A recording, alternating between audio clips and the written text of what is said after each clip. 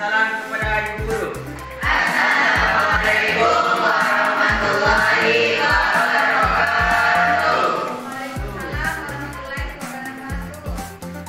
Sebelum memulai kegiatan pembelajaran pada pagi hari ini, marilah kita memanjatkan doa kepada Allah Subhanahu wa taala. Berdoa dimulai.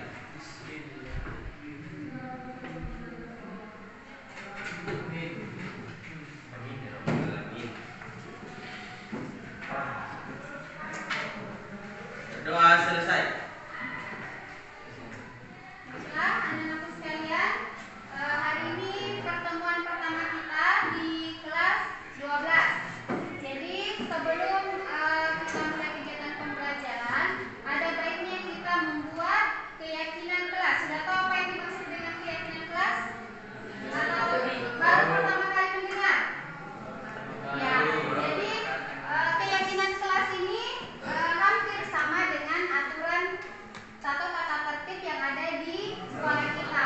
Hanya saja ini diberlakukan untuk khusus di dalam kelas kita saja. Jadi kita akan membuat kesepakatan yang akan kita yakini sebagai keyakinan kelas. Dan ini yang akan kalian bawa sampai 1 tahun pembelajaran di semester 1 maupun nanti kita di semester 2. Menjadi dasar perilaku kalian selama ada di kelas 12. Jadi ini kita sama-sama membuat, kemudian kita sepakati menjadi sebuah keyakinan kelas yang harus kalian patuhi, yang harus kalian ingat, laksanakan sesuai dengan apa yang sudah kita buat. Oke, yang pertama, untuk pembuatan keyakinan kelas kita harus melihat dulu peraturan yang perlu kita taati. Ya, kira-kira ada gambaran di kepala kalian apa saja yang menjadi aturan yang selama ini sudah ada di sekolah kita. Itu bisa kalian tuangkan di sini. Jadi tulis satu aturan yang kalian inginkan berlaku di kelas kita. Jadi bisa ditulis di sini.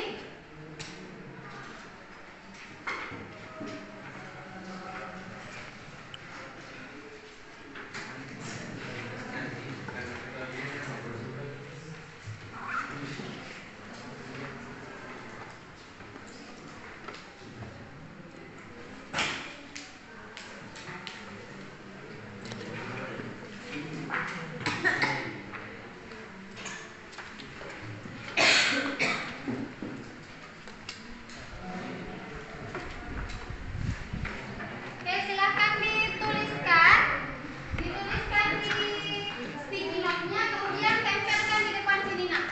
Aturan yang perlu kita taati, misalnya salah satunya misalnya dilarang terlambat masuk ke dalam kelas. Itu misalnya satu. Jadi yang ingin kalian buatkan untuk di dalam kelas kita. Aturan kita. Jadi ini saya ibu sebagai wali kelas memandu kalian untuk membuat ini supaya bisa berlaku selama pembelajaran dan dengan guru mata pelajaran, semua guru mata pelajaran. Jadi ini berlaku untuk keyakinan kelas kita.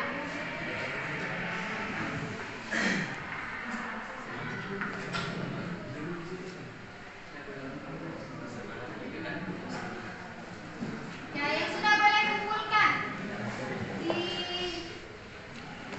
depan. Tempel di situ peraturan yang perlu ditaati.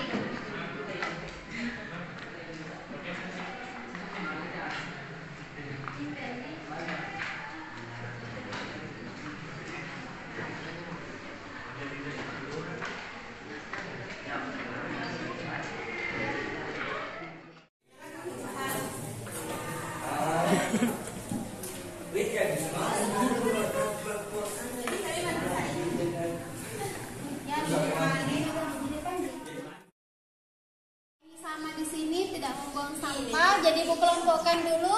Dilarang membuang sampah ini juga ada temannya di sini. Ada 3, kemudian di sini juga. Datang tepat waktu, di mana ya? Di sini. Kemudian dilarang makan dan minum di waktu jam pelajaran. Ini kayaknya sama di sini tadi. Kemudian dilarang keluar kelas tanpa seizin. Kemudian datang tepat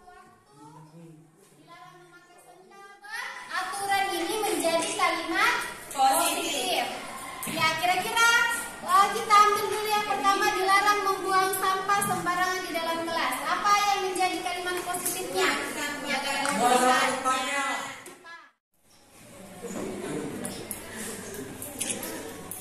Selanjutnya,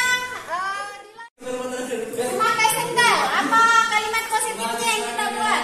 Menaati tertib. Memakai seragam lengkap. Siswa dipakai sepatu. Memakai seragam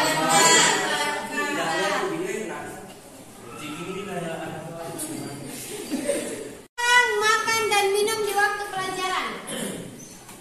Istirahat pada tempat pada waktunya. Apa? Istirahat tepat waktu.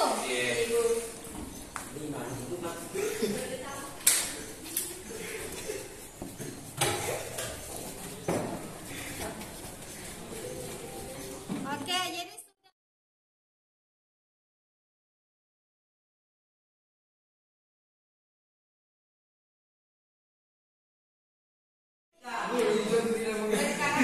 Berkarakter, beretika. berkarakter, apalagi? Ya, disiplin.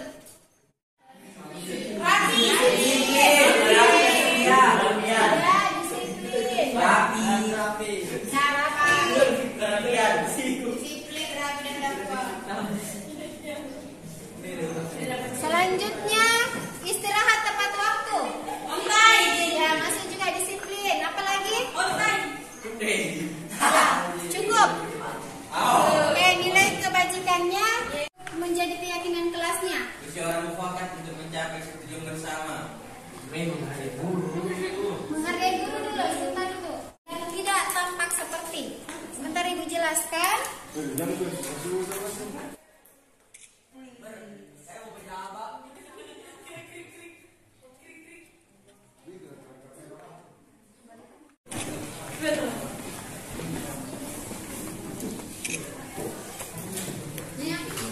Bersantai begitu.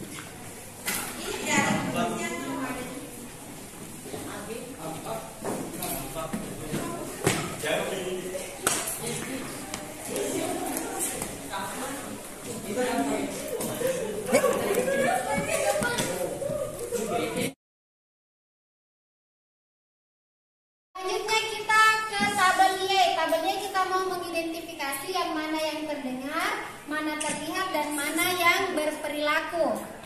Yang pertama, kita tulis dulu yang terlihat.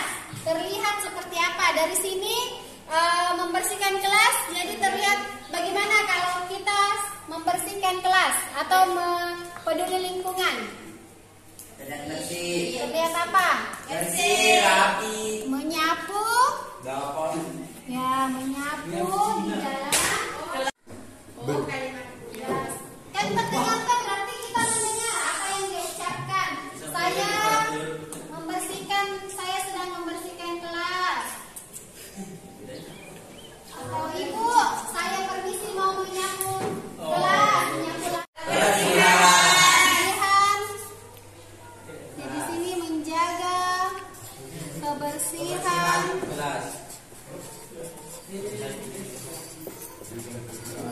Musyawarah mufakat. Ya, yang pertama jadi menghargai dan Menyayangi. saling menghargai Menghormati. dan Menyayangi. menghormati. Disiplin dalam menggunakan atribut Dalam berpakaian. Disiplin dalam Berpakaian. disiplin dalam berpakaian dan memakai atribut sekolah.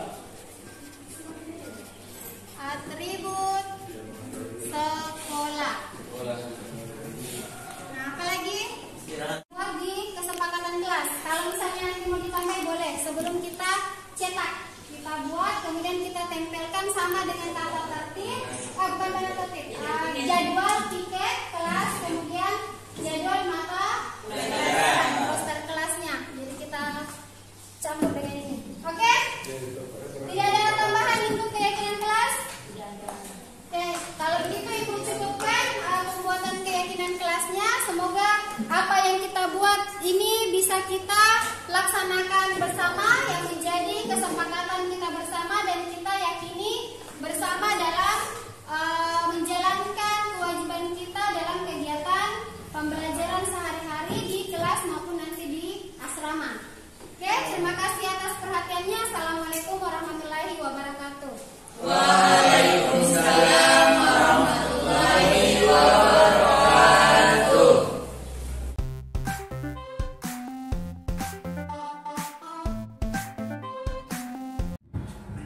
Bismillahirrahmanirrahim.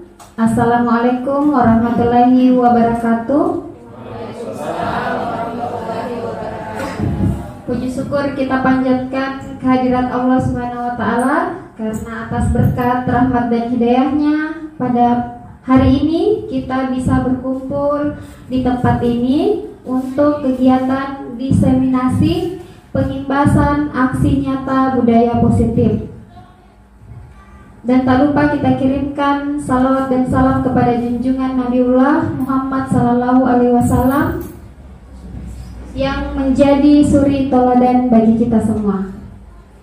Baiklah, dalam kesempatan kali ini kami dari calon guru penggerak Angkatan 8 Kabupaten Pangkep akan memaparkan materi tentang budaya positif yang akan dimulai dari saudari kami Ibu Armida. Pada kesempatan ini saya persilahkan kepada Ibu Armida Marsuki untuk memaparkan.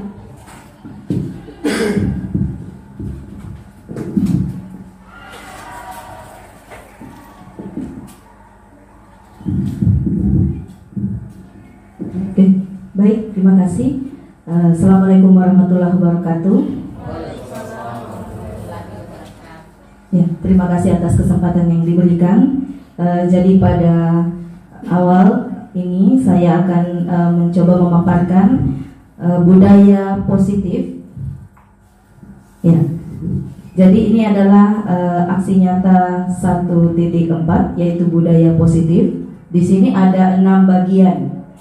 Yang pertama, disiplin positif dan nilai kebajikan universal. Yang kedua, motivasi perilaku manusia yang terkait dengan teori motivasi, hukuman, konsekuensi, penghargaan, dan restitusi. Kemudian yang ketiga adalah keyakinan kelas. Yang keempat, kebutuhan dasar manusia dan dunia berkualitas. Yang kelima, 5 posisi kontrol dari guru. Dan yang keenam, praktik segitiga restitusi. Ya, jadi ini adalah 6 poin terkait dari budaya positif. Nah, pada kesempatan ini saya akan memaparkan poin pertama dan poin kedua terkait disiplin positif dan nilai kebajikan universal dan teori motivasi perilaku manusia. Oke, baik Bapak Ibu sekalian, kita akan sharing atau berdiskusi mengenai disiplin positif dan nilai kebajikan universal.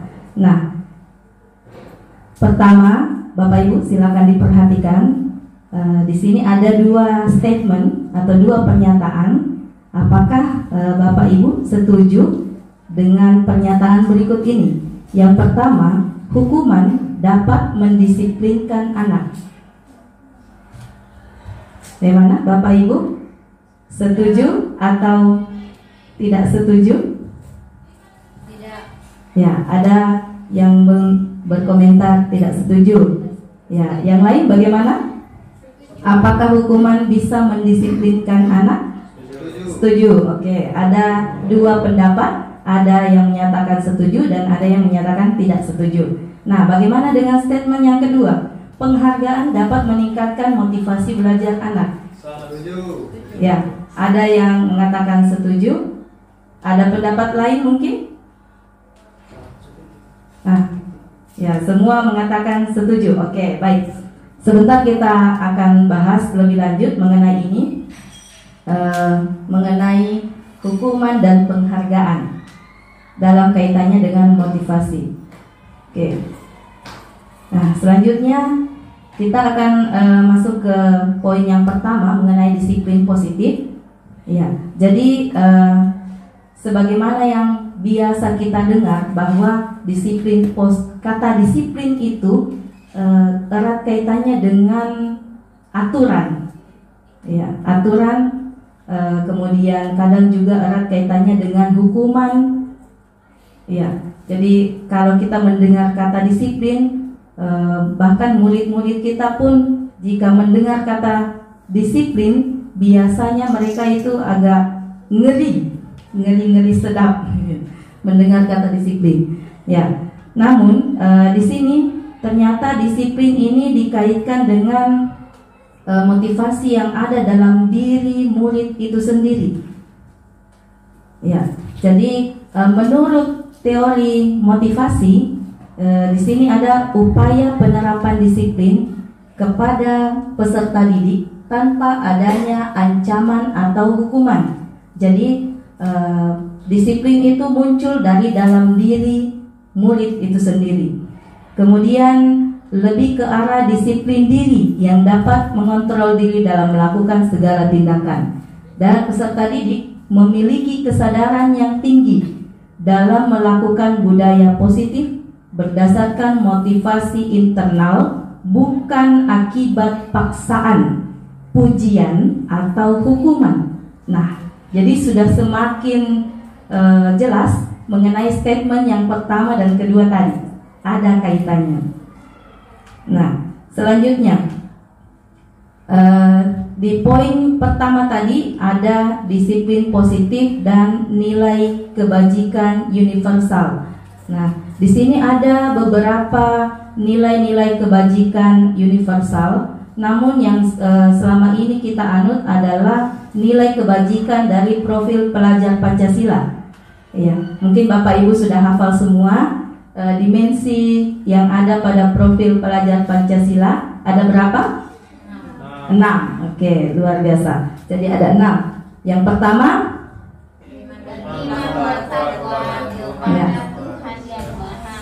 ya, ada lagunya ya Bapak Ibu. Beriman, bertakwa kepada Tuhan Yang Maha Esa dan berakhlak mulia. Nah, kemudian berkebinekaan global, mandiri, gotong royong, bernalar kritis, kreatif.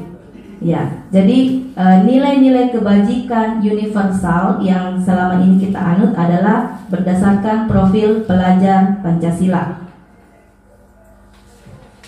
Nah, selanjutnya contoh sikap dari profil pelajar Pancasila untuk dimensi kreatif. Ya, ini adalah contohnya. Memberikan ide yang berbeda dari teman-teman lain dalam suatu proyek. Jadi murid kita bisa mengukur dimensi kreatifnya, yaitu dengan melihat apakah murid kita bisa memberikan ide yang berbeda dari teman-teman lain pada suatu proyek, serta mampu mengolah informasi atau mencari inspirasi atau melahirkan gagasan baru, serta menyelesaikan masalah dengan cara atau pendekatan yang berbeda. Jadi ini bisa dikategorikan bahwa murid kita itu kreatif. Dia punya ide baru. Ya, pelajar Pancasila juga ditandai dengan kreativitas yang baik, di mana pelajar mampu menghasilkan sesuatu yang original, ya, yang asli, bermanfaat dan berdampak baik. Ya, jadi baik itu berupa gagasan, karya, atau tindakan. Nah, poin yang kedua yaitu mengenai motivasi perilaku manusia. Nah, menurut teori motivasi yang dikeluarkan oleh Diane Goshen menyatakan bahwa ada 3 teori perilaku motivasi perilaku manusia. Yang pertama yaitu untuk menghindari ketidaknyamanan atau hukuman. Yang kedua, untuk mendapatkan imbalan penghargaan dari orang lain. Dan yang ketiga, untuk menjadi orang yang mereka inginkan dan menghargai diri sendiri dengan nilai-nilai yang mereka percaya. Jadi ketiga motivasi ini, nah, akan terjadi apabila murid kita memiliki motivasi hanya untuk menghindari hukuman dan hanya untuk mendapatkan imbalan atau penghargaan dari orang lain, berarti itu adalah masuk dalam motivasi eksternal. Ya, mereka melakukan sesuatu hanya ingin dipuji. Mereka melakukan sesuatu hanya karena mengharapkan penghargaan. Ya, mereka melakukan sesuatu hanya karena tidak mau dihukum. Nah, itu adalah motivasi eksternal. Nah, apabila murid kita melakukan sesuatu itu, mereka ingin menjadi orang yang mereka inginkan dan menghargai diri sendiri dengan nilai-nilai yang mereka percaya, itu adalah termasuk ke dalam kategori motivasi internal. Jadi muncul dari dalam diri mereka sendiri. Ya, istilahnya mereka itu sadar. Nah, di sini sangat penting untuk menghargai penggunaan hukuman dan pemberian penghargaan yang berlebihan guna meminimalkan motivasi eksternal pada murid.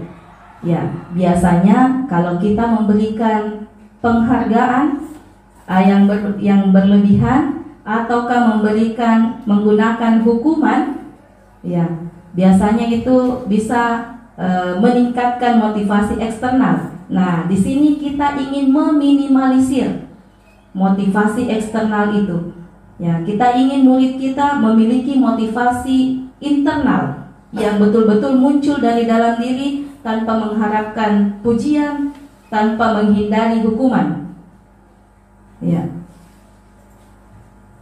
Nah, selanjutnya di sini ada istilah hukuman dan konsekuensi. Jadi Bapak Ibu sekalian, ternyata hukuman dan konsekuensi itu tidak sama. Ya, apa perbedaan dari keduanya? Ya, ternyata hukuman itu sesuatu yang menyakitkan.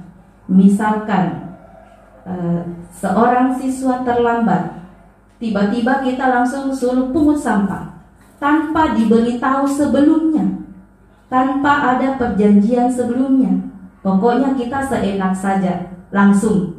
Oke, terlambat, sikat WC. Nah, sedangkan tidak ada di peraturan, tidak ada perjanjian sebelumnya, maka itu masuk ke dalam kategori hukuman. Nah, kemudian kalau konsekuensi itu kita sudah ada perjanjian sebelumnya. Jadi ibaratnya sebelum kita masuk kelas, sebelum pembelajaran dimulai, kita membuat perjanjian dulu. Seperti yang biasa kita kenal dengan istilah kesepakatan belajar. Ya, buat aturan dulu sebelum kita mulai pembelajaran. Peraturannya apa, kemudian konsekuensinya apa ketika peraturan itu dilanggar. Nah, ketika kita memberikan suatu tindakan yang sebelumnya tanpa ada perjanjian, ya, maka itu disebut hukuman. Ya, jadi hukuman di sini tentunya akan membuat anak sakit hati karena pastinya anak belum tahu sebelumnya dan langsung disuruh melakukan itu. Ya, ini sakit hatinya jangka waktu yang lama.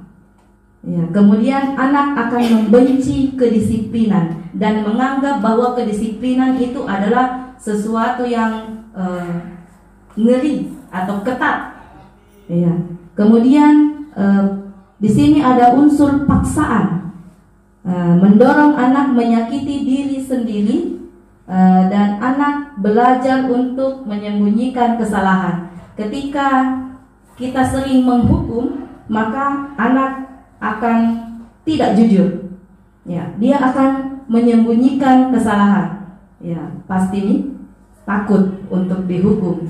Ya, pasti dia akan menyembunyikan kesalahan. Kemudian bisa jadi dampaknya anak akan merasa bersalah atau merasa dipermalukan atau merasa tidak dihargai.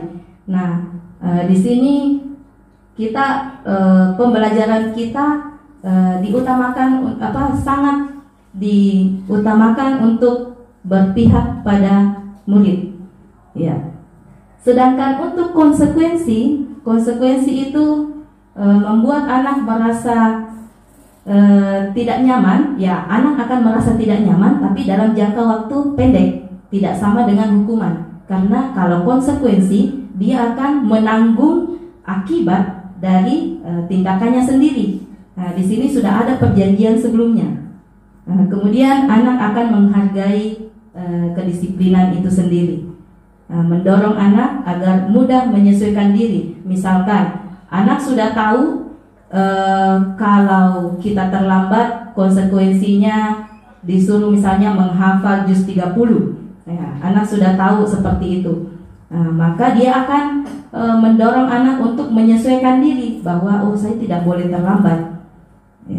Kemudian anak belajar untuk mematuhi peraturan, dan seterusnya. Jadi ini perbedaan antara hukuman dan konsekuensi. Jadi diharapkan kedepannya Bapak Ibu sekalian bisa menerapkan konsekuensi dan meminimalisir hukuman agar motivasi internal pada diri anak bisa muncul, bukan motivasi eksternal. Nah, selanjutnya di sini ada contoh hukuman dan konsekuensi. Murid diminta untuk push up 15 kali karena tidak menggunakan masker ke sekolah. Apakah ini hukuman atau konsekuensi? Hukuman.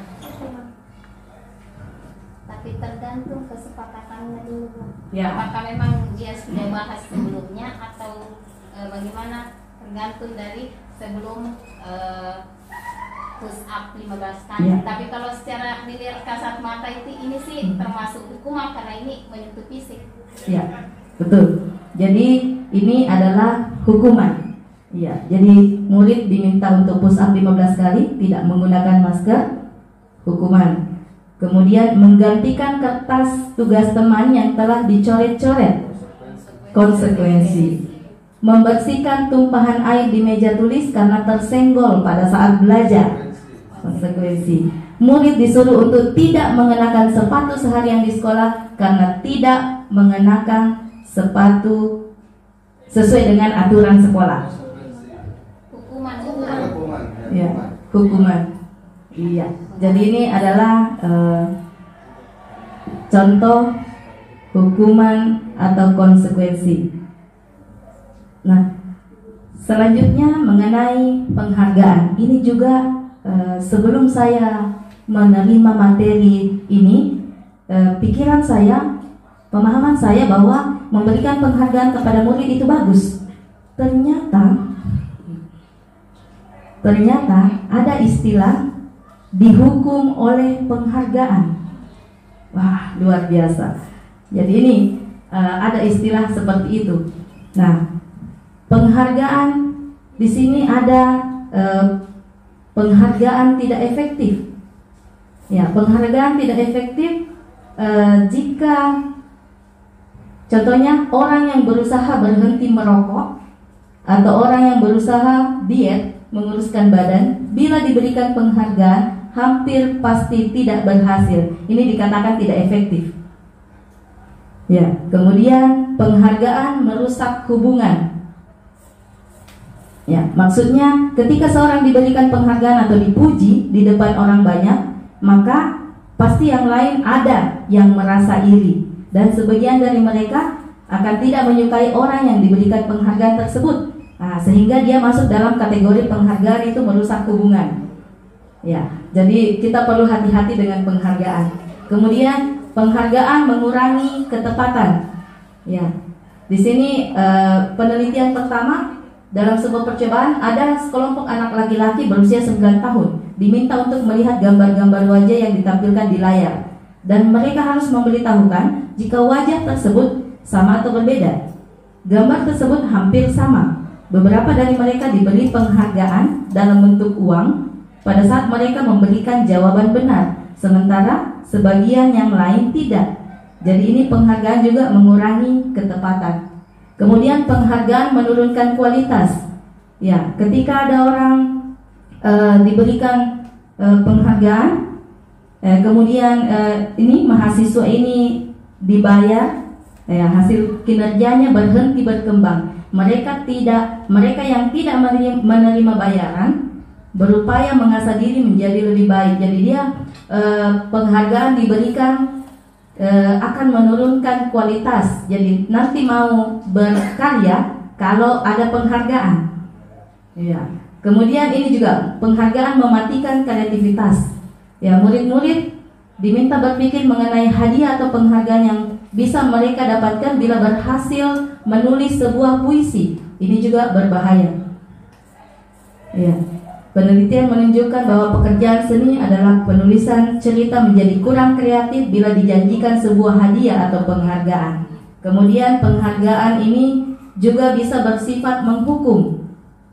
Ya, misalnya dalam sistem ranking. Mereka yang mendapatkan ranking kedua akan merasa paling dihukum karena tidak bisa jadi ranking 1. Ya. Jadi memberikan penghargaan dan hukuman adalah hal yang sama karena keduanya mencoba mengendalikan perilaku seseorang. Jadi di sini judulnya dihukum oleh penghargaan, sehingga sesuai dengan slide tadi sangat penting untuk menghargai penggunaan hukuman dan pemberian penghargaan yang berlebihan guna meminimalkan motivasi eksternal pada murid. Ya, jadi untuk poin 1 dan poin 2 saya rasa cukup. Saya serahkan kepada moderator untuk penjelasan mengenai poin ketiga dan seterusnya. Terima kasih.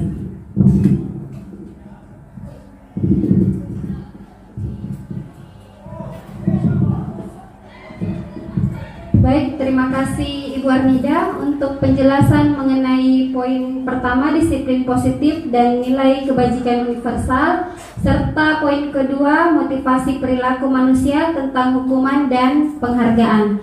Selanjutnya kita ke poin ketiga tentang keyakinan kelas yang akan dijelaskan oleh Pak Irwan Abdullah. Silakan Pak.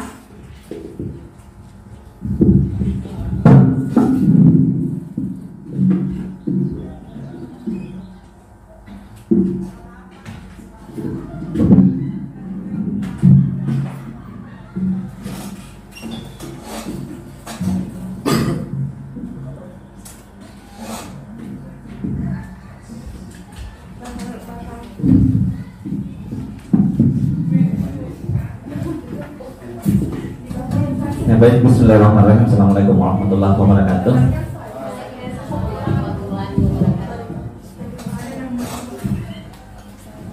Ya, jadi untuk poin ketiga, ya, keyakinan kelas.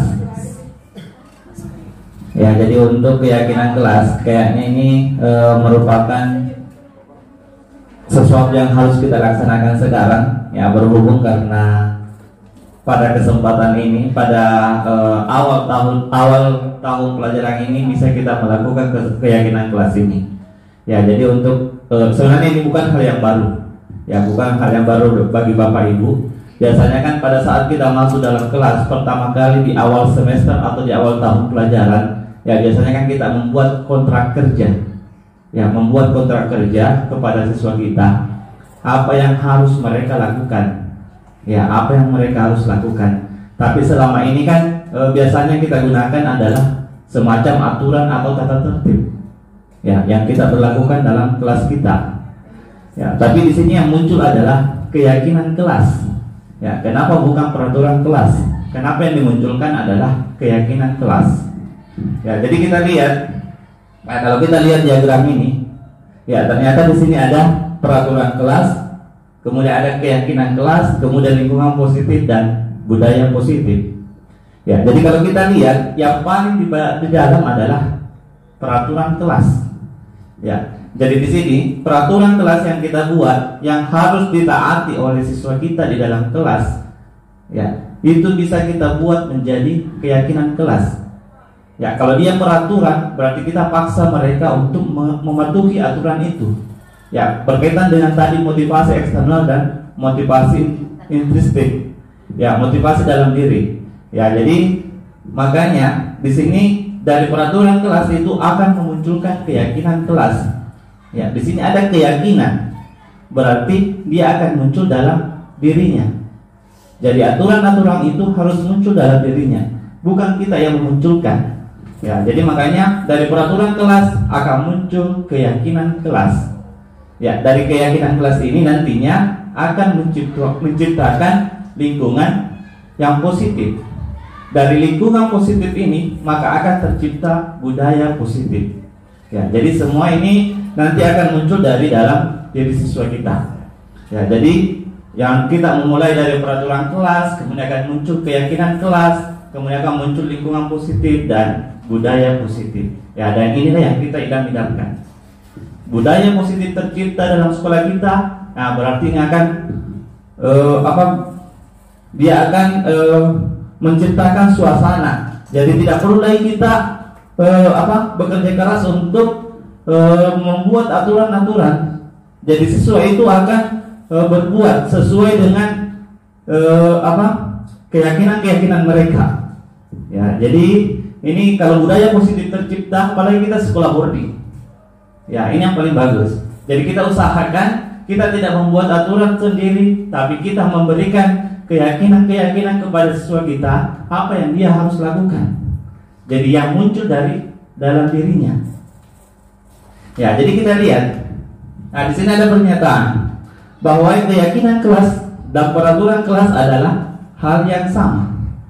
Apakah betul atau salah? Ya, kalau kita melihat penjelasan tadi berarti ya pasti ini salah. Karena sudah ada tadi bahwa ya peraturan itu merupakan bagian dari keyakinan. Ya, kemudian kita lihat pernyataan yang kedua. Keyakinan kelas berlandaskan nilai-nilai kebajikan atau prinsip universal.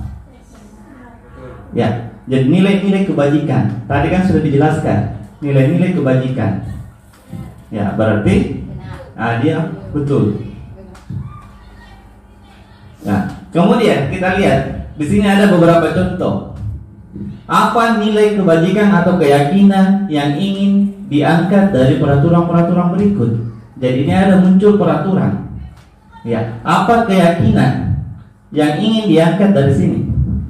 Kita lihat yang pertama, menggunakan helm saat mengendarai motor. Apa kira-kira keyakinan yang akan dimunculkan? Ya, disiplin, keselamatan. Ya, melindungi diri. Ya, kita lihat untuk yang pertama ini adalah keselamatan. Nilai-nilai kebajikan atau keyakinannya adalah keselamatan. Jadi kita mengharapkan bahwa dia selamat. Ya, kemudian yang kedua adalah membuang sampah pada tempatnya. Ya, kebersihan, keindahan, ya, peduli lingkungan. Ya, jadi menjaga kebersihan. Ya, kalau di sini yang ditampilkan adalah menjaga kebersihan. Kemudian yang selanjutnya adalah dilarang menggunakan kata-kata kasar. Ya, kesopanan, tata krama. Ya, saling menghargai. Ya, jadi ini ada beberapa nilai kebajikan. Nah, jadi kita lihat ya selalu bersifat positif atau hormat. Ya, jadi ini untuk aturan. Peraturan ini akan tercipta nilai-nilai kebajikan atau keyakinan. Ya, kemudian kita lihat ada urutkan langkah-langkah utama dalam menetapkan keyakinan kelas serta pendalamannya. Nah, kita lihat ada beberapa pernyataan di sini. Ya, jadi kalau kita lihat ini kita akan susun yang mana yang pertama yang harus kita lakukan untuk membuat keyakinan kelas. Ya, di sini ada yang pertama, di sini ada berdiskusi mengenai gambaran perilaku yang mencerminkan keyakinan kelas. Kemudian selanjutnya mengubah peraturan menjadi kalimat yang lebih positif. Yang ketiga, meninjau ulang keyakinan kelas. Kemudian keempat, berdiskusi memunculkan peraturan. Kemudian berdiskusi mengenai peran seluruh warga kelas. Kemudian menyarikan peraturan-peraturan menjadi nilai kebajikan atau keyakinan. Nah, kalau kita lihat, ini kita akan membuat tadi keyakinan kelas. Keyakinan tadi muncul dari peraturan. Nah, berarti kalau kita lihat apa yang pertama? Ya, berarti yang pertama adalah kita memunculkan peraturan. Ya, jadi yang pertama itu kita harus memunculkan dulu peraturan. Jadi dalam membuat keyakinan kelas, itu langkah pertama yang harus kita lakukan adalah berdiskusi. Kita berdiskusi dengan siswa kita, apa aturan-aturan yang akan dia taati dalam kelas kita. Jadi kita persilahkan kepada semua siswa, semua murid untuk menuliskan apa aturan-aturan yang harus dia taati. Ya. Kemudian yang selanjutnya apa? Kalau kita sudah membuat aturan, siswa membuat aturan, kemudian selanjutnya adalah mengubah peraturan menjadi kalimat yang lebih positif. Ya. Kalau kita lihat, biasanya kan siswa kita sembari dia mau tulis apakah kalimat positif atau kalimat negatif. Dari peraturan-peraturan yang ditulis siswa itu, itulah kita ubah dulu semuanya menjadi pernyataan positif. Ya, contohnya misalkan kan dilarang membuang sampah. Berarti positifnya apa? Buang sampah pada Ya, buanglah sampah pada tempatnya. Ya, kemudian selanjutnya, ya, menjadikan peraturan-peraturan menjadi nilai kebajikan. Ya, jadi menjadikan peraturan-peraturan menjadi nilai-nilai kebajikan atau keyakinan kelas. Jadi peraturan tadi yang sudah kita ubah menjadi kalimat positif, kita kumpulkan, kita saring yang mana yang sama kira-kira nilai kebajikannya. Ya. Jadi kita misalkan nilai kebajikannya adalah disiplin, berarti hadir tepat waktu, kita kumpulkan semua.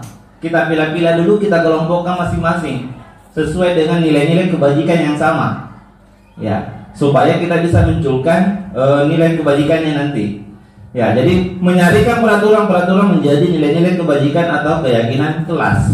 Ya, itu langkah yang ketiga. Kemudian langkah yang keempat, apa kira-kira yang keempat?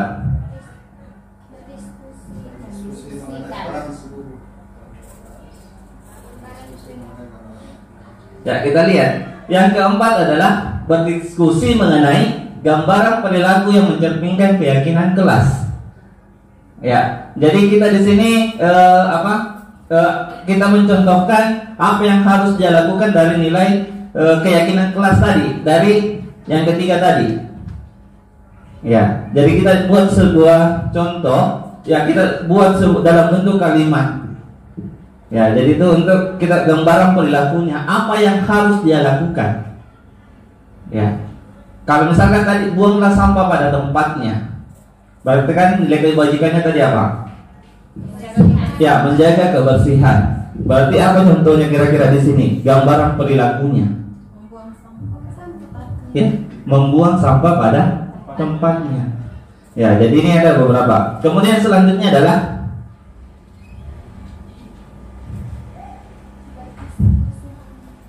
ya, berdiskusi mengenai peran seluruh warga sekolah. Ya, berdiskusi mengenai peran seluruh warga kelas. Ya, karena kita berbicara dalam kelas. Berdiskusi mengenai peran seluruh warga kelas. Jadi kita berdiskusi di sini apa yang dilakukan oleh murid dan apa yang dilakukan oleh guru. Ya, tugasnya guru apa, tugasnya murid apa. Jadi kita berdiskusi itu berdasarkan nilai kebajikan, nilai berdasarkan peran kita di sekolah, di kelas. Ya. Kemudian bisa juga perannya juga di situ apa yang tidak dilakukan oleh guru. Ya, tugasnya guru bukan. Tugasnya guru bukan dan tugasnya siswa bukan. Ya, misalkan kalau kita perannya adalah tugasnya guru apa? Ya, tugasnya guru adalah mengajar. Berarti tugasnya murid belajar. Ya. Kemudian kalau tugasnya guru bukan tugasnya. Tugasnya bukan. Guru tugasnya bukan. Minta izin. Memberi izin. Ya. Siswa tugasnya bukan memberi izin. Kalau siswa tugasnya bukan, tugasnya bukan memberi izin. Berarti guru tugasnya bukan meminta izin. Ya, ini semua yang harus kita buat dalam keyakinan kelas. Ya, kemudian yang selanjutnya adalah meninjau ulang keyakinan kelas dari waktu ke waktu. Jadi ini sudah kita buat, makanya kita harus tinjau. Ya, ini kalau kita mau tinjau setiap kali pertemuan ini bisa. Ya, jadi kita hanya memunculkan saja dari keyakinan kelas yang sudah kita sepakati. Ya, jadi keyakinan kelas yang sudah kita buat, kita bisa tempel dalam kelas kita. Ya, yang menjadi pertanyaan bagaimana kalau kita guru mata pelajaran? Apakah semua guru harus membuat keyakinan kelas ini? Ya, apakah semua guru bisa membuat keyakinan kelas? Ya, nah jadi ini sebenarnya bergantung pada dari diri kita masing-masing. Ya, apakah hanya wali kelas yang membuat? Nanti guru itu tinggal menambahkan sesuai dengan mata pelajarannya. Karena kalau semuanya membuat keyakinan kelas ini agak sulit. Ya, ya, dia akan penuh ruangan. Ini keyakinan kelas untuk matematika, ini fisika, ini kimia. Akhirnya siswa pusing, apa ini semua yang mau ditaati semua keyakinannya. Ya, kalau mungkin kita di tingkat SMA, ya kemungkinan kita bisa menggunakan wali kelas. Nah, tinggal kita lihat, kita menambahkan. Tinggal kita tambahkan kalau ada sesuai dengan mata pelajaran kita. Ya, misalkan kalau biologi. Ya, biologi kan ada praktek. Nah, berarti bisa nanti ditambahkan lagi pada saat praktek itu menggunakan pakaian lab. Ya, berarti keyakinan kelasnya sih akan ditambah. Ya, jadi itu. Kemudian, ya ini kita lihat. Nah, ini ada kesepakatan kelas. Ya, ini memang awalnya namanya adalah kesepakatan kelas, tapi ini akan kita ubah menjadi keyakinan kelas. Ya, datang tepat waktu, mengucapkan salam. Datang tepat waktu, kemudian mengucapkan salam. Ya, kemudian menjaga kebersihan sekolah, berdoa sebelum dan sesudah kegiatan, aktif dalam pembelajaran. Ya, ini untuk TK. Ya, kemudian ini ada disebut juga, kami guru dan murid yang saling menyayangi. Ini sudah memunculkan nilai kebajikan. Ya, kemudian kami murid yang semangat belajar. Ya, inilah keyakinan yang akan dia ikuti. Kemudian kami murid yang peduli dengan teman-teman. Ya, jadi ini adalah contoh dari keyakinan kelas. Ya, kemudian kita lihat. Ini ada beberapa peraturan yang dimunculkan. Ya, kita lihat keyakinan kelas yang diinginkan di sini apa saja. Kita lihat yang pertama, selalu kembalikan buku ke tempatnya. Berarti keyakinan kelasnya adalah bertanggung jawab. Ya, jadi buku yang sudah digunakan maka akan dikembalikan. Itu adalah salah satu bentuk tanggung jawab. Kemudian kedua, dilarang mengganggu orang lain. Ya, menghormati. Ya, jadi menghormati orang lain. Kemudian hadir di sekolah 15 menit sebelum pembelajaran dimulai. Ya, disiplin. Kemudian dilarang melakukan kekerasan.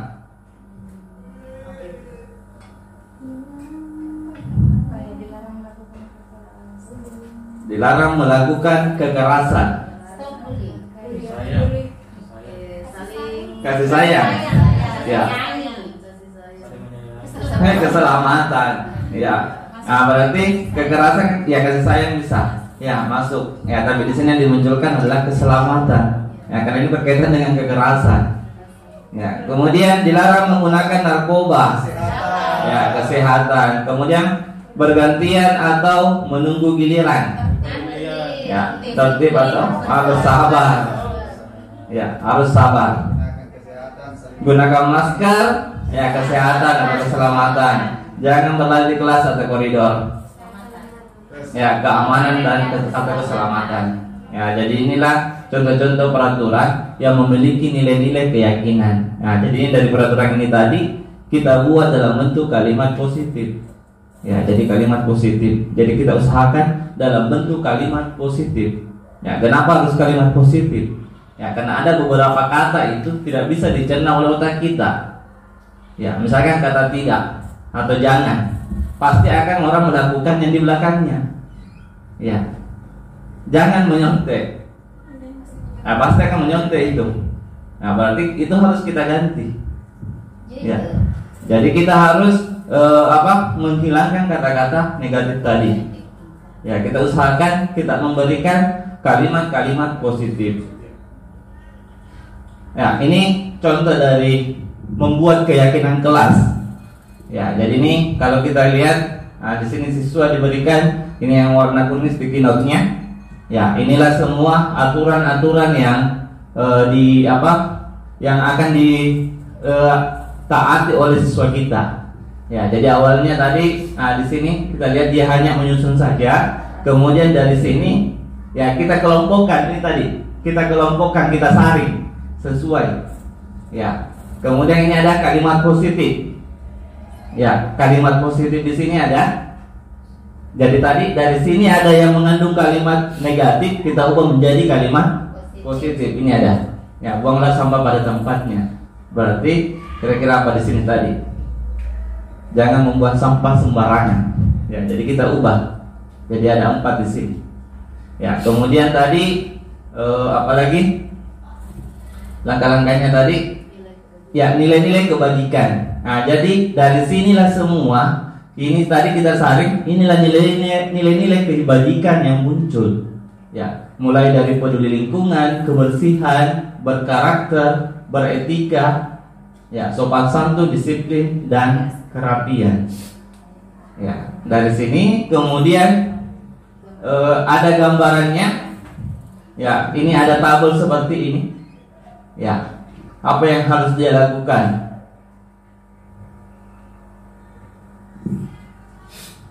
Ya, jadi ini adalah contoh untuk penerapan dari keyakinan kelas.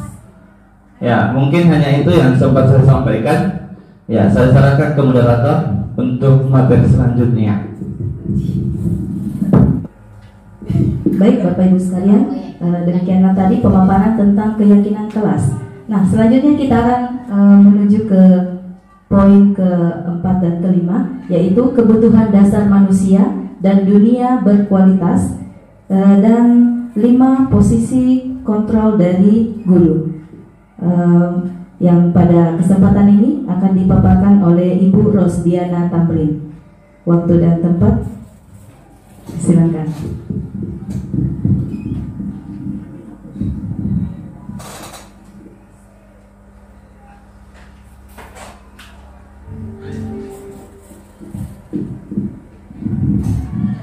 Baiklah, terima kasih atas kesempatan yang telah diberikan. Saya akan menjelaskan mengenai 5 kebutuhan dasar. Yang pertama, silahkan Bapak Ibu guru sekalian bisa melihat dulu pertanyaan pemantik di depan. Ini ada sebuah kasus. Ibu Ambar, guru wali kelas 2A di SD Pelita Hati, sedang bingung menghadapi ulah salah satu murid di kelasnya yang bernama Doni. Beberapa anak di kelas 2A telah datang padanya dan mengeluhkan Doni yang seringkali meminta bekal makan siang mereka dengan paksa.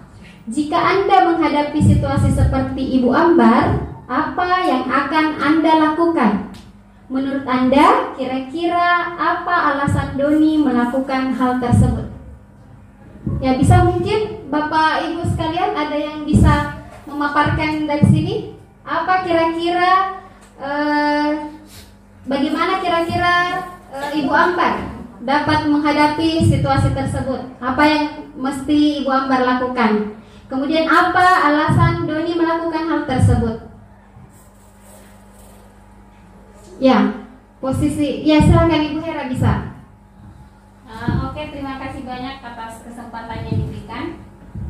Sehubungan, ya, silakan bisa dilanjutkan.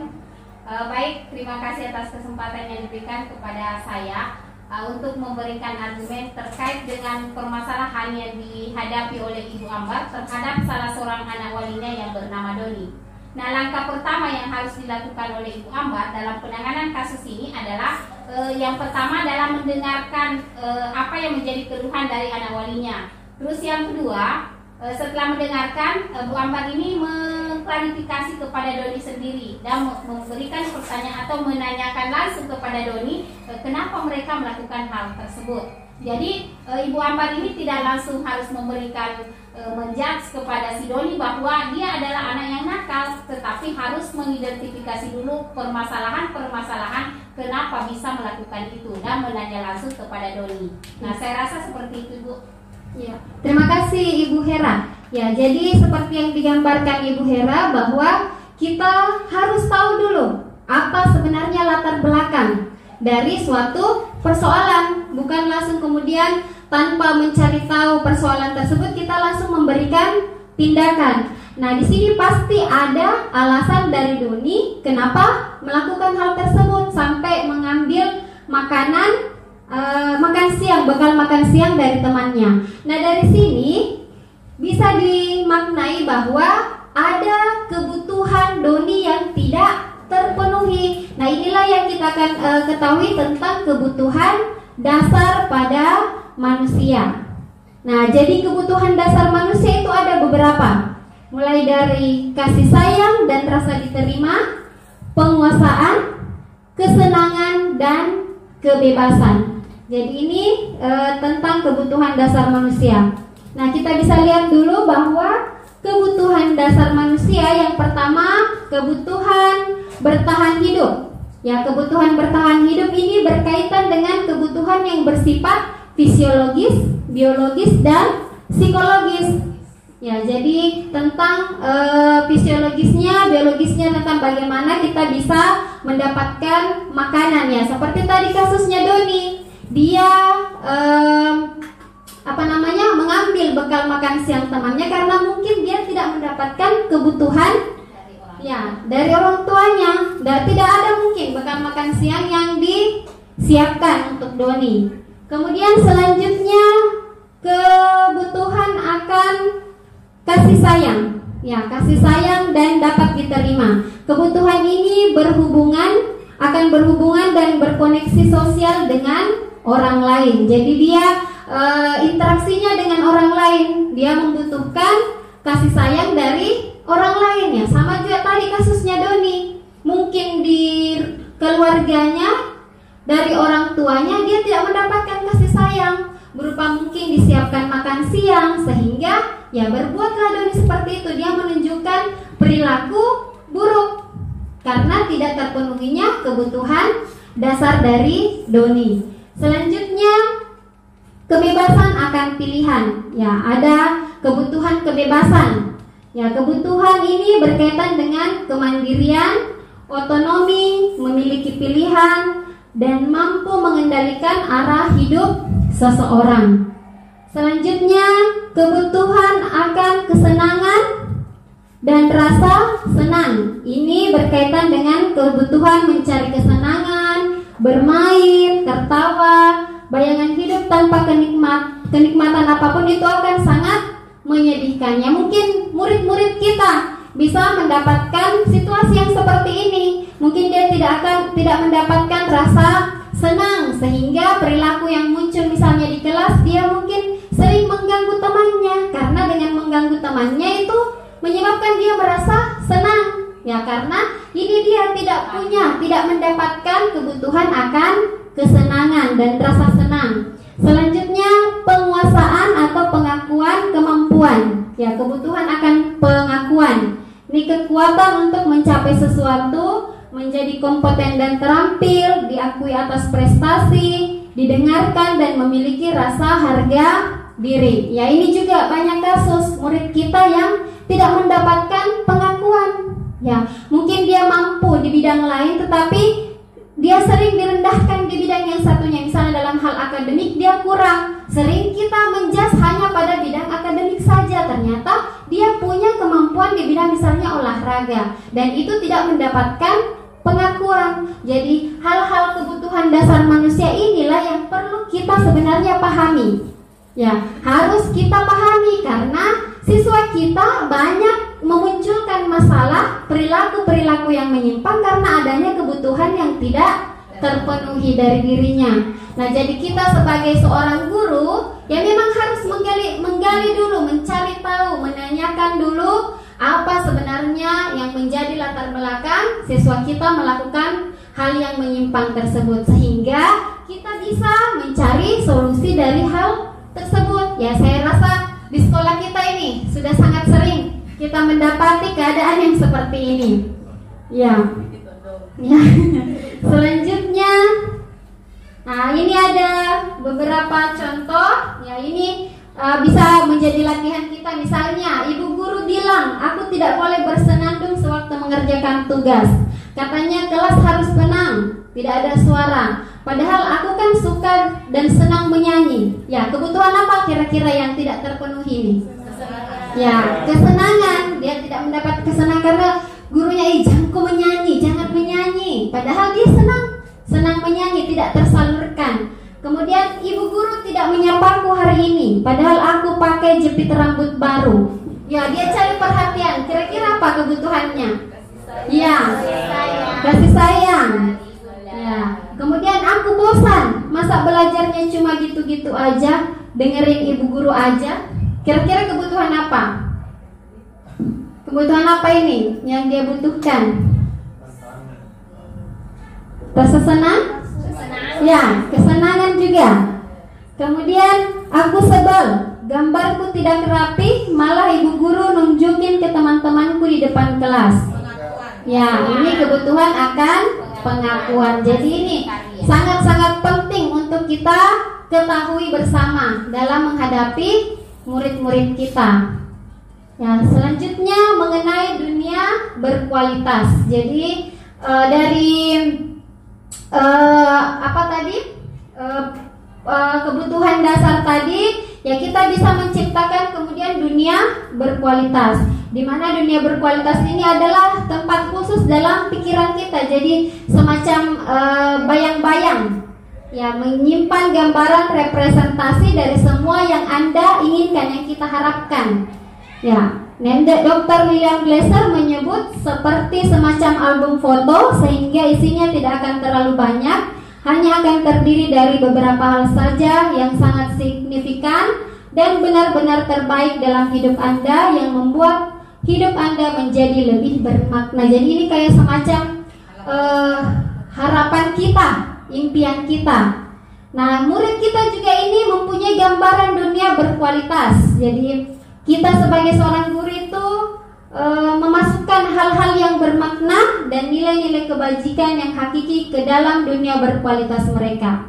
Jadi kita harus membangun interaksi yang dapat memberdayakan dan memerdekakan murid kita, ya, sehingga mereka dapat meletakkan dirinya sebagai individu yang positif dalam dunia berkualitas, karena mereka akan menghargai sebuah nilai-nilai kebajikan. Jadi ini melalui tadi nilai-nilai kebajikan yang kita tanamkan kepada siswa, maka dia akan mencipta sebuah dunia yang berkualitas. Nah, ini pertanyaan-pertanyaan yang bisa kita ajukan kepada diri kita, kepada diri murid kita, tentang bagaimana untuk mencipta sebuah dunia berkualitas. Misalnya, siapakah orang-orang yang paling penting dalam hidup kita? Nilai kebajikan apa yang terpenting dalam hidup kita? Kemudian kalau kita menjadi orang ideal, karakter atau sifat apa yang paling kita inginkan ada pada diri kita? Kemudian apa pencapaian kita yang kita merasa sangat bangga? Nah, apa pekerjaan ideal bagi kita? Menceritakan bagaimana perjalanan hidup kita. Kemudian apa yang paling bermakna dalam hidup kita. Nah, ini mengenai kebutuhan dasar dan dunia berkualitas. Selanjutnya tentang posisi kontrol. Nah, jadi ada 5 posisi kontrol. Yang pertama, ini ada pertanyaan pemantik. Bisa Bapak Ibu Guru juga kembali simak. Nah, ini ada kasus Tisa dan Hana dipanggil masuk ke ruangan Ibu Dewi, kepala sekolah. Nah, Ibu Dewi baru saja mendapatkan pengaduan dari Ibunda Tisa bahwa Hana menggunakan kata-kata kasar dan merendahkan Tisa di sosial media.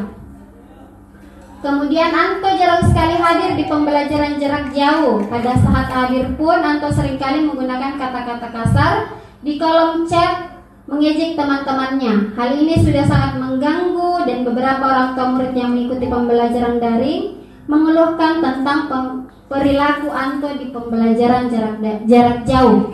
Nah, ini kemudian bagaimana cara kita untuk mengatasi persoalan yang ada di sini, mengatasi contoh kasus ini. Ini kita mau memposisikan diri kita dari menjadi ada tadi 5 posisi kontrol. Apa saja 5 posisi kontrol itu? Ya, yang pertama penghukum. Ada penghukum, ada teman, ada pembuat merasa bersalah, pemantau, dan manajer. Kira-kira sebelum saya jelaskan lebih lanjut, kira-kira Bapak Ibu guru seringnya melakukan yang mana nih? Menjadi posisi kontrol yang mana ketika menghadapi suatu permasalahan pada murid-murid kita? Pembuat rasa bersalah, penghukum, memantau, atau ada yang menjadi teman, mungkin ada sampai yang menjadi manajer. Ya, jadi ini ada 5 posisi kontrol. Nah, apa saja? Kita lihat dulu. Yang pertama, penghukum. Ya, jadi penghukum ini, seorang penghukum bisa menggunakan hukuman fisik maupun verbal. Ya, ini mungkin yang paling sering biasanya kita lakukan. Posisi penghukum.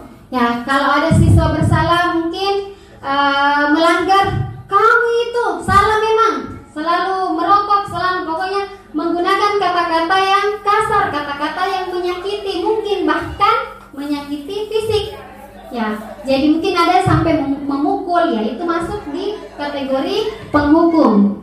Kemudian pembuat merasa bersalah. Pada posisi ini biasanya guru akan bersuara lebih lembut. Ya, lebih lembut, tetapi dia menjadikan muridnya merasa bersalah. Misalnya, gara-gara kamu ibu dimarahi sama kepala sekolah. Gara-gara nilaimu itu tidak bisa naik, ibu yang dimarahi sama kepala sekolah. Ya, berarti saya sudah membuat siswa saya merasa bersalah. Karena gara-gara dia, saya juga dimarahi sama kepala sekolah. Ya, jadi ini membuat pembuat merasa bersalah. Kemudian posisi kontrol teman. Ya, guru pada posisi ini tidak akan menyakiti murid, namun akan tetap berupaya mengontrol murid melalui persuasi. Jadi ini semacam kita menjadi teman bagi siswa kita, murid kita. Ya, kita mungkin memberikan nasihat-nasihat, tetapi ya kadang ini sampai tidak memiliki batasan. Ya, yang mungkin berdampak negatif, malah berdampak negatif karena tidak adanya jarak antara murid dengan guru. Selanjutnya posisi pemantau. Memantau berarti mengawasi, ya. Jadi kita hanya sebatas mengawasi apa kira-kira salah tak nak, apa kira-kira yang kita langgar, yaitu pemantau. Kita hanya mengingatkan apa kesalahan dari murid kita. Yang terakhir adalah posisi manajer. Posisi di mana guru berbuat sesuatu bersama dengan murid, mempersilahkan murid mempertanggungjawabkan perilakunya, mendukung murid agar dapat menemukan solusi atas permasalahannya sendiri. Jadi ini manajer, kita membantu murid, jadi tidak kemudian menjadikan murid merasa bersalah, tidak kemudian memberikan hukuman, tetapi kita membantu murid untuk mencari suatu solusi dan mencari bagaimana kemudian dia bisa mengubah perilakunya. Jadi kita mungkin berdiskusi dengan murid kita. Nah, ini ada beberapa contoh yang bisa kita gunakan. Jadi misalnya pada posisi penghukum ini mungkin guru berbuat menghardik, menunjuk-nunjuk, menyakiti. Kalau membuat merasa bersalah, dia berceramah dan mengatakan seharusnya ibu kecewa. Kemudian pada posisi teman, dia membuatkan alasan-alasan untuk muridnya. Kalau posisi pemantau, dia menghitung dan mengukur. Kemudian manajer, dia mengajukan pertanyaan-pertanyaan. Nah, ini ada bentuk kata-katanya. Kalau kata-kata penghukum itu, misalnya kalau kamu tidak melakukan, awas ya, rasakan. Nah, kemudian kalau pembuat merasa bersalah, kamu seharusnya sudah tahu, ibu lelah sekali mengatakannya, ibu stres ya, karena gara-gara siswa ini stres di gurunya. Kemudian teman, ayolah lakukan demi ibu. Masa kamu tidak mau ingat, tidak ibu pernah bantu? Ya, itu posisi teman. Kemudian posisi pemantau, apa peraturannya? Apa aturan yang kamu langgar? Kemudian manajer, apa yang kita yakini ya? Kemudian manajer ini dia akan mengaitkan dengan keyakinan kelas yang sudah dibuat tadi. Ya, seperti tadi yang materi yang diberikan Pak Irwan, ya, tentang keyakinan kelas, dia akan mengingatkan keyakinan apa yang kamu langgar, apa yang bisa kamu kerjakan untuk memperbaiki masalah ini. Ya, itu. Nah, kemudian hasilnya, ya, kalau penghukum memberontak, menyalahkan orang lain, berbohong. Kalau pembuat merasa bersalah, ya hasilnya mungkin murid akan menyembunyikan, menyangkal, berbohong. Kalau teman mungkin ketergantungan. Kalau dengan guru itu yang atasi, ya bisa mungkin terbuka. Tetapi kalau lain lagi gurunya, ya tidak, tertutup. Kemudian pemantau menyesuaikan diri bila diawasi. Jadi patuh terhadap aturan ketika dia dipantau. Kalau tidak dipantau, ya tidak lagi, melanggar lagi. Tetapi kalau posisi manajer, dia akan menjadi pribadi yang menguatkan dirinya untuk menjadi pribadi yang menaati keyakinan kelas, menjalankan nilai-nilai kebajikan. Ya, selanjutnya ini ada hampir sama.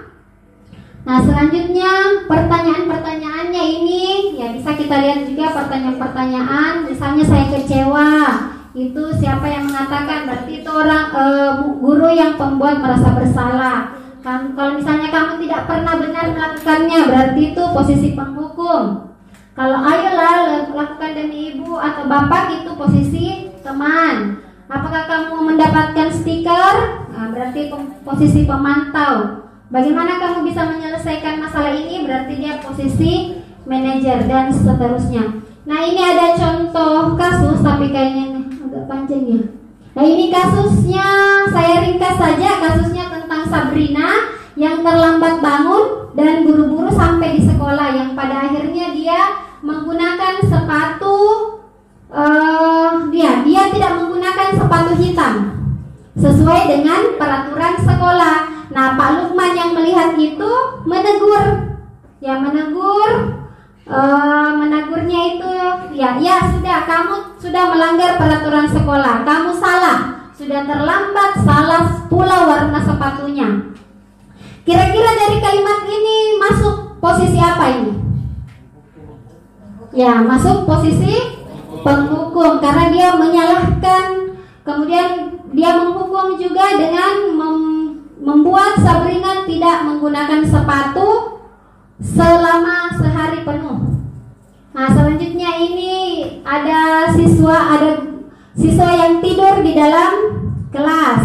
Nah, kemudian ini ibu gurunya mengatakan bahwa ayo Fajar, makanya jangan tidur-tidur, lain kali perhatikan. Sudah sana duduk kembali. Kira-kira siapa yang bisa? Kira-kira ini masuk posisi apa? Kalimat ini tadi, ayo Fajar jangan tidur-tiduran. Ya, posisi teman. Ya, jadi dari sini kita bisa melihat, mengidentifikasi posisi kontrol itu dari kalimat-kalimat yang digunakan. Ya, mungkin itu tentang posisi kontrol. Cukup dari saya. Terima kasih atas perhatiannya. Saya kembalikan kepada moderator. Oke, baik. Terima kasih. Jadi demikian tadi pemaparan tentang kebutuhan dasar manusia dan dunia berkualitas serta 5 posisi kontrol dari guru.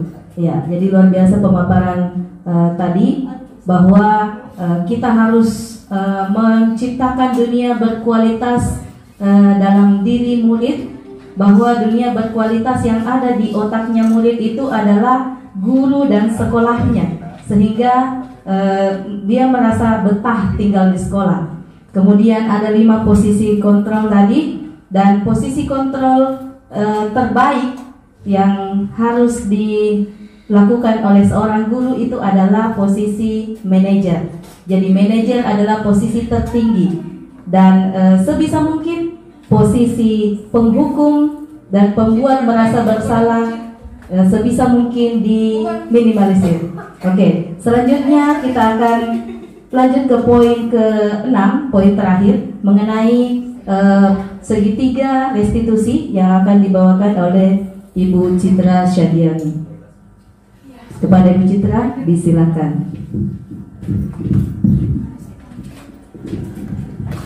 Baik, bismillahirrahmanirrahim. Assalamualaikum warahmatullahi wabarakatuh. Baik Bapak Ibu, saya diberi kepercayaan oleh teman-teman untuk membawakan materi tentang segitiga restitusi karena mungkin ada kaitannya dengan bimbingan dan konseling. Saya yakin Bapak Ibu sebenarnya selama ini sudah melakukan semua tahap-tahapnya, tetapi pada dasarnya kita melakukannya tidak sehalus yang seharusnya. Pada dasarnya kita sudah melakukan praktek tersebut. Baiklah, adapun tujuan bagi Bapak Ibu untuk mengetahui tentang pengaplikasian segitiga restitusi terhadap masalah-masalah yang dialami oleh siswa kita, agar kita bisa menanamkan disiplin positif pada murid sebagai bagian dari budaya positif di sekolah. Budaya positif seperti yang telah dijelaskan oleh Ibu Armida, Pak Irwan maupun Ibu Rosdiana barusan. Kemudian yang kedua, agar kita dapat menerapkan restitusi dalam membimbing murid berdisiplin positif agar menjadi murid yang merdeka. Jadi ketika anak-anak menghadapi satu persoalan, mereka merdeka dalam menyelesaikan persoalan tersebut. Mereka tidak tertekan oleh yang seperti tadi Ibu Ros jelaskan tentang 5 posisi kontrol. Karena kadang kalau kita memilih posisi kontrol sebagai penghukum atau pemantau, pembuat rasa bersalah, teman, itu ada efek tekanan atau murid menjadi tidak bebas dalam menyelesaikan masalahnya sendiri. Kemudian tujuan yang ketiga kita mempelajari tentang segitiga restitusi ini adalah menganalisis dengan sikap reflektif dan kritis penerapan disiplin positif di lingkungannya. Jadi dengan memahami proses segitiga restitusi ini, Bapak Ibu guru bisa membantu siswa untuk menemukan solusinya sendiri ketika mereka menghadapi satu masalah. Jadi bukan kita yang menemukan solusi bagi masalah siswa, tetapi mereka sendiri yang akan menemukan bahwa oh iya Bu, cocok ya, harus kayaknya seperti ini. Tetapi tentunya harus melewati tahapan-tahapan yang benar sesuai dengan yang seharusnya. Nah, apa itu restitusi? Restitusi adalah proses menciptakan kondisi bagi murid untuk memperbaiki kesalahan mereka. Jadi mereka memperbaiki kesalahan mereka sendiri sehingga mereka bisa kembali pada kelompok mereka dengan karakter yang lebih kuat. Mengapa digarisbawahi karakter yang lebih kuat? Karena banyak pengalaman murid yang telah melewati satu persoalan akan merasa malu, tidak percaya diri kembali ke kelompok mereka, baik di kelas, di asrama maupun di lingkungan masyarakat. Jadi digarisbawahi karakter yang lebih kuat.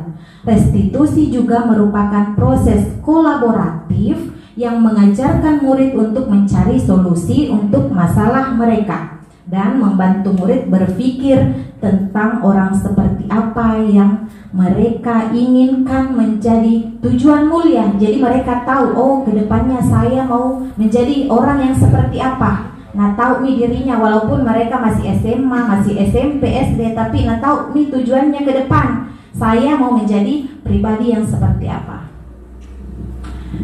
Terus, nah dalam segitiga restitusi Bapak Ibu ada 3 tahap yang perlu kita lewati dalam mendampingi anak menemukan solusi atas permasalahan yang mereka hadapi. Ada yang namanya validasi kebutuhan, menstabilkan identitas, dan menanyakan keyakinan. Menanyakan keyakinan ini ada tadi kaitannya dengan kita membuat keyakinan kelas, budaya positif, nilai kebajikan yang muncul dari keyakinan kelas yang kita buat tadi, ataupun keyakinan lain yang kita sepakati bersama murid. Misalnya saya sebagai guru bimbingan dan konseling, sebelum melakukan kegiatan konseling, baik itu konseling pribadi, kelompok, tentunya saya membuat keyakinan bersama konseli saya.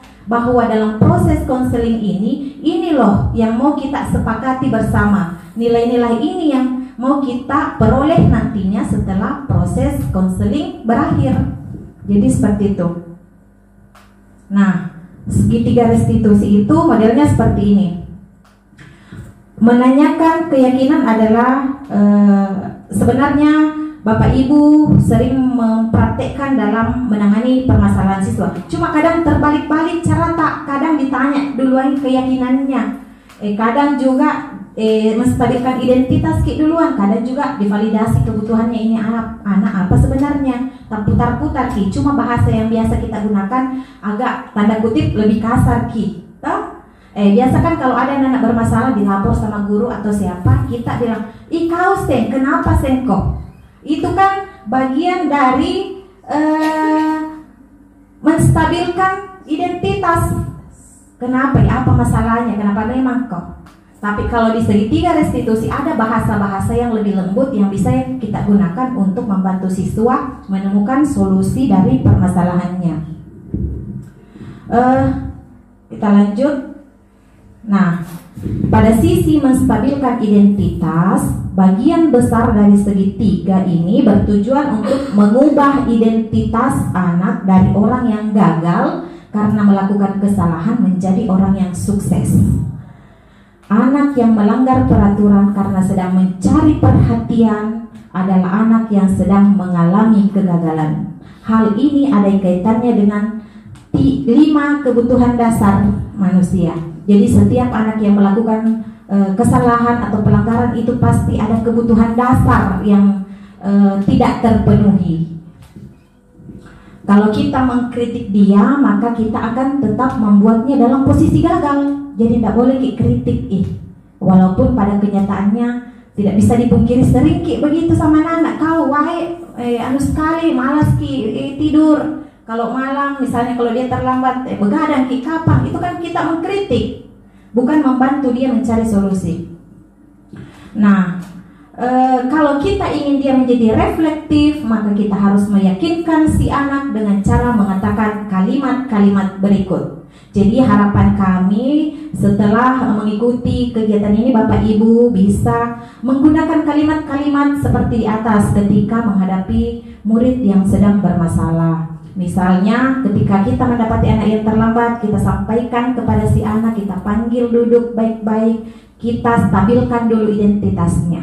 Kita tahu bahwa anak ini bersalah, tapi kita butuh dia stabil dulu, kembali tenang. Kita bisa mengucapkan, berbuat salah itu tidak apa-apa nak, manusiawi, semua orang pasti pernah berbuat salah. Kita juga bisa mengatakan tidak ada manusia yang sempurna. Nah, ini untuk menenangkan dulu si anak supaya dalam penyelesaian masalah si anak tidak dalam keadaan emosi. Karena kalau kita menangani persoalan anak dalam keadaan emosi, kita emosi, si anak emosi, pasti tidak akan menghasilkan hasil yang maksimal. Ya, bisa jadi kita kurang statement dengan si anak. Baik di rumah dengan anak tak sendiri maupun di sekolah, sering sekali kejadian. Saya juga pernah melakukan kesalahan yang sama nak. Jadi kita membuat kesetaraan dengan si anak, apapun masalahnya yang sedang dihadapi anak tersebut. Tapi ibu yakin nak, kita bisa menyelesaikan ini.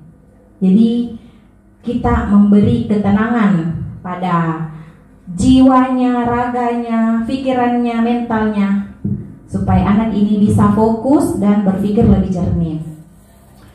Dan nak, kita juga bisa mengatakan, nak, ibu tidak tertarik mencari siapa sih sebenarnya yang salah dalam masalah ini. Tapi ibu ingin kita sama-sama mencari solusi dari permasalahan ini. Jadi ceritanya tidak mau jadi mencari tahu siapa yang menyebabkan apa dan sebagainya. Toh kita berfokus pada si anak ini saja. Kemudian ibu mengerti perasaan tak. Kalau marah ki wajar. Kalau merasa ki tidak nyaman wajar, tak apa-apa Jina. Ibu sangat mengerti. Jadi kita berempati terhadap apa yang dia rasakan pada saat mengalami masalah tersebut. Apapun masalahnya ya Bapak Ibu. Dan kita bisa mengatakan bahwa apakah kamu sedang menjadi teman yang baik buat dirimu sendiri. Jadi kita mengarahkan pikirannya bahwa tidak ada teman yang lebih baik dari dirinya sendiri. Jadi yang bisa menyelesaikan masalah yang dihadapinya dan menemukan solusinya tidak lain adalah dirinya sendiri. Seperti itu. Ini bagian menstabilkan identitas. Jadi setiap menemukan masalah siswa, yang pertama harus dilakukan adalah membuat siswa tersebut tenang dan stabil emosinya. Ada pertanyaan Bapak Ibu sampai di sini? Kalau tidak ada, kita lanjut bagian kedua. Segitiga restitusi bagian kedua. Validasi tindakan yang sama dengan kita menggaris bawahi tindakan yang salah, mohon. Validasi tindakan yang salah. Jadi kita menggaris bawahi dari kejadian ini, yang mana sih tindakannya anak ini yang salah? Nah, setiap tindakan kita dilakukan dengan suatu tujuan, yaitu memenuhi kebutuhan dasar. Kita mencari tahu kejadian ini sebenarnya ini anak kebutuhan yang mana yang tidak terpenuhi, yang mana ini kira-kira yang kurang dari ini si anak ini. Kalau kita memahami kebutuhan dasar, apa yang mendasari sebuah tindakan, kita akan bisa menemukan cara-cara paling efektif untuk memenuhi kebutuhan tersebut. Jadi kita fokusnya bukan di kesalahannya, kita fokusnya di kebutuhan apa kira-kira yang harus kita penuhi agar kesalahan ini tidak terulang lagi ke depannya. Jadi kalau anak itu ternyata kasih sayangnya yang tidak terpenuhi, ya kita penuhi kasih sayangnya. Bagaimana Pak? Pak Amir bisa kayaknya memenuhi. Oke. Menurut teori kontrol, semua tindakan manusia baik atau buruk pasti memiliki maksud dan tujuan tertentu. Jadi setiap anak itu berbuat baik atau berbuat buruk pasti ada tujuannya dan ada alasannya. Seorang guru yang memahami teori kontrol yang dijelaskan tadi oleh Ibu Ros pasti akan mengubah pandangannya dari teori stimulus respon ke cara berpikir proaktif yang mengenali tujuan dari setiap tindakan. Maka kita telah memenuhi kebutuhan anak tersebut. Kalimat-kalimat di bawah ini mungkin terdengar asing buat Bapak Ibu guru, namun bila dikatakan dengan nada tanpa menghakimi akan memvalidasi kebutuhan mereka. Jadi ternyata penekanan kata ketika kita membantu siswa dalam menyelesaikan satu masalah itu sangat penting. Jadi kalau selama ini agak keras cara ternyata salah, perlu penekanan kata yang benar. Misalnya, padahal kamu bisa melakukan hal yang lebih buruk dari ini ya. Alhamdulillah nak, kamu tidak melakukan itu. Atau kamu pasti punya alasan nak mengapa melakukan hal tersebut. Tapi kamu patut bangga dengan dirimu karena kamu telah melindungi sesuatu yang penting buatmu. Dan semua kata-kata ini Bapak Ibu akan mudah kita temukan, akan mudah keluar dari mulut seorang guru kalau kita melewati semua tahap-tahap tadi. Kita paham tentang tahap-tahapnya tadi. Kamu boleh mempertahankan sikap itu, tapi kamu harus menambahkan sikap yang baru. Jadi kita memberi penguatan, validasi terhadap tindakan-tindakan dari murid yang melakukan kesalahan. Kita garis bawahi yang mana yang salah dari tindakan tak ini nak. Kalau misalnya dia terlambat, oh iya sering kita terlambat nak. Tapi kalian tahu apa yang kalian langgar, yang mana yang salah dari keterlambatan tak? Ya seperti itu kira-kira. Nah, segitiga restitusi ini tadi menstabilkan identitas, validasi tindakan yang salah, dan menanyakan keyakinan. Kalau misalnya siswa ini membuat kesalahan atau berperilaku negatif di kelas, kita tanyakan keyakinannya.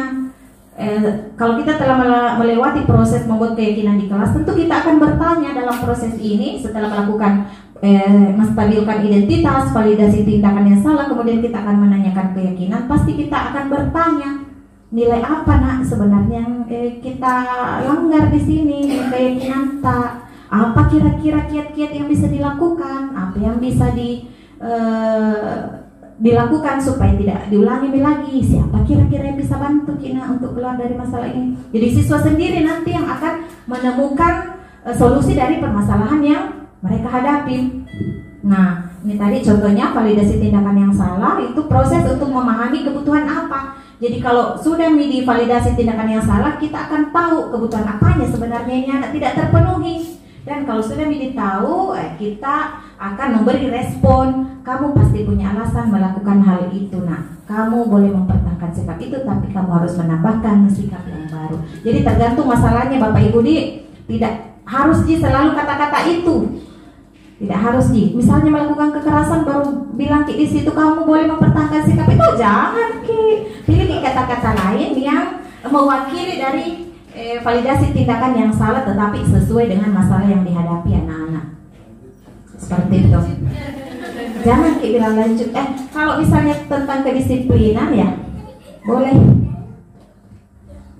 Jadi seperti itu saya rasa tentang segitiga restitusi. Saya punya video contoh bagaimana menyelesaikan masalah menggunakan segitiga restitusi. Mohon maaf mungkin saya akan sedikit menyita waktu Bapak Ibu sebelum mengakhiri kegiatan ini. Mohon waktunya beberapa menit. Semoga video sebentar akan bermanfaat bagi kita dalam menyelesaikan masalah-masalah yang dihadapi oleh kita baik maupun murid kita nantinya di kelas.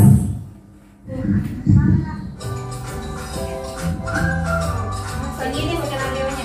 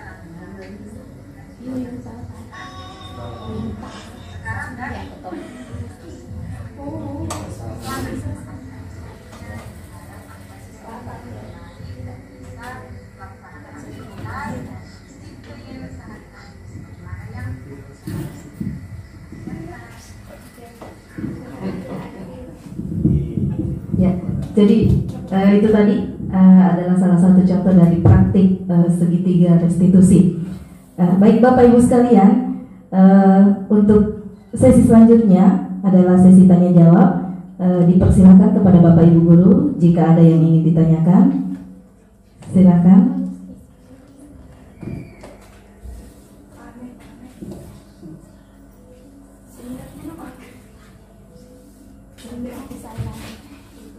Ya, silakan Bapak Ibu, jika ada yang ingin ditanyakan, boleh. Jadi kita buka sesi diskusi.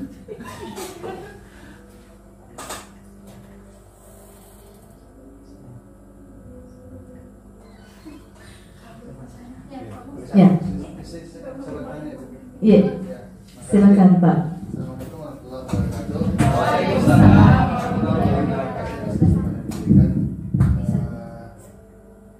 Sesuai dengan pemaparan tadi tentang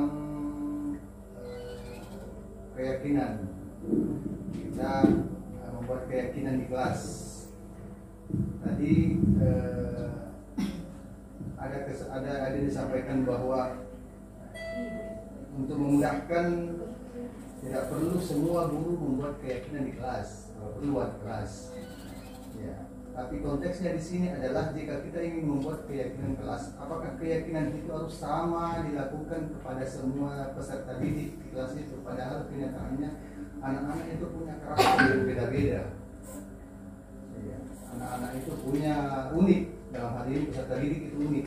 Mereka mempunyai latar belakang beda. Apakah keyakinan ini harus sama kita buat terhadap satu kelas ini terhadap 36 orang? Saya seperti itu. Oke, baik, terima kasih pertanyaan dari Pak Amir. Ya, jadi Pak Amir mempertanyakan bahwa apakah kita harus membuat keyakinan kelas itu, sedangkan karakter peserta didik kita itu beragam, beraneka macam. Oke, baik, saya serahkan kepada Pak Irwan untuk menjawab. Silakan.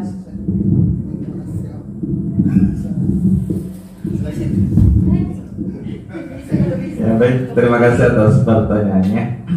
Ya, jadi untuk keyakinan kelas ini adalah kita harus sepakati secara bersama dalam kelas. Ya, jadi kita melihat memang siswa itu dalam satu kelas kan memiliki keunikan tersendiri, masing-masing memiliki karakter tersendiri. Ya, jadi makanya tadi di awal itu kita harus mengumpulkan semua peraturan-peraturan yang harus mereka taati. Ya, jadi peraturan-peraturan, ya, jadi silahkan semua siswa terlibat. Jadi silahkan apa yang ada di pikirannya silahkan buatkan semua. Ya, jadi semua kita usahakan tercover apa aturan-aturannya. Ya, nanti kan ada di situ kita menyaring, kita mengumpulkan yang mana yang sama. Jadi kita mengumpulkan mana yang sama. Akhirnya dari misalkan kalau dari 36 siswa, nah berarti kalau ini kan ada 36 karakter yang berbeda.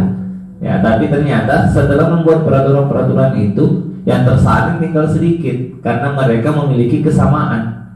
Ya, jadi mereka memiliki kesamaan sehingga di sini makanya di sini kita usahakan untuk untuk murid itu harus mengeluarkan semua apa aturan-aturan yang dia harus taati.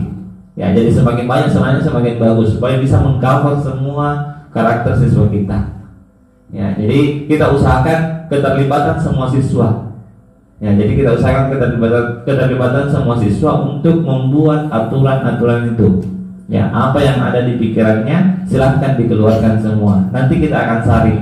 Ya, kita kelompokkan. Ya, sehingga muncul hanya beberapa nilai kebajikan. Ya, jadi mungkin hanya itu jawaban dari saya. Ya, saya kembalikan ke moderator. Oke, baik, terima kasih Pak Irwan.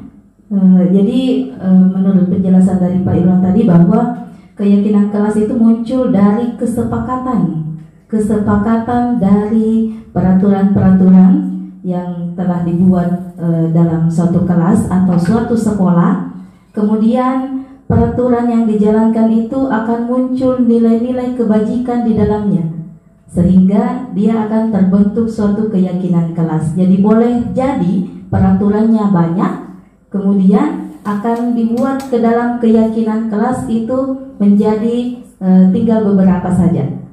Iya, bisa jadi peraturannya ada 10, mungkin keyakinan kelasnya tinggal 5, karena dia adalah intisari dari peraturan-peraturan yang telah dibuat. Ya, saya rasa demikian. Ya, baik Bapak Ibu, masih ada pertanyaan selanjutnya? Silakan.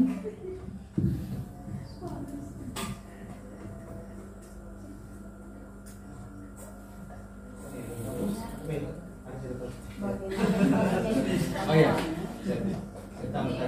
Oh iya. Silakan Pak Mus. Silakan. Ya. Kan tadi ada 5 posisi kontrol, tidak salah ya. Dalam satu kasus mungkin kasus yang lain kan berbeda penanganannya. Tingkat kualitas kasusnya berbeda. Nah, mungkin dalam satu penyelesaian kasus itu, dalam satu kelas misalnya dapat satu kasus, kemudian guru itu berposisi pada, mungkin dia menggunakan lebih dari satu posisi kontrol, mungkin jadi manajer, tapi terkadang juga mungkin dia bisa menjadi teman juga. Nah, tadi kan menjadi teman itu juga salah satu kurang bagus sebenarnya, karena ketergantungan jadinya. Mungkin seperti itu, Ibu. Ya, jadi terima kasih Pak Musliadi. Ya, kayaknya Pak Mus ini ingin memperjelas. Ya, ya, mungkin Bu Ros bisa memberikan tanggapan. Bagaimana jika dalam suatu kasus kita guru memiliki posisi kontrol lebih dari satu, ya kadang menjadi manajer atau bisa saja kita bisa menjadi teman. Ya, silakan ditanggapi Bu. Ya, terima kasih atas kesempatannya, atas pertanyaan dari Pak Mus. Ya, dari beberapa posisi kontrol tersebut sebenarnya bisa kita gunakan beberapa. Ya, jadi mungkin satu kali penanganan kasus itu mungkin bisa kita bertindak sebagai teman, bisa mungkin kita bertindak sebagai pemantau. Tetapi mungkin ya lebih bagusnya sebisa mungkin itu kita posisikan diri kita sebagai manajer. Kemudian kita kaitkan dengan tadi segitiga restitusi, karena dalam penggunaan segitiga restitusi itu lebih dominan kita menggunakan posisi kontrol sebagai manajer. Ya, seperti itu mungkin dari saya. Terima kasih. Oke, ya. Jadi itu tadi tanggapan dari Ibu Rosdiana. Gimana, Bapak Ibu? Oke, baik. Terima kasih banyak Bapak Ibu sekalian. Ya, alhamdulillah dengan berakhirnya sesi pemaparan dan sesi tanya jawab pada kesempatan hari ini, maka pemaparan budaya positif pada hari ini kami nyatakan selesai. Kami mengucapkan terima kasih banyak atas perhatian dan kesempatan dari Bapak Ibu semua. Kami ucapkan terima kasih. Assalamualaikum warahmatullahi wabarakatuh.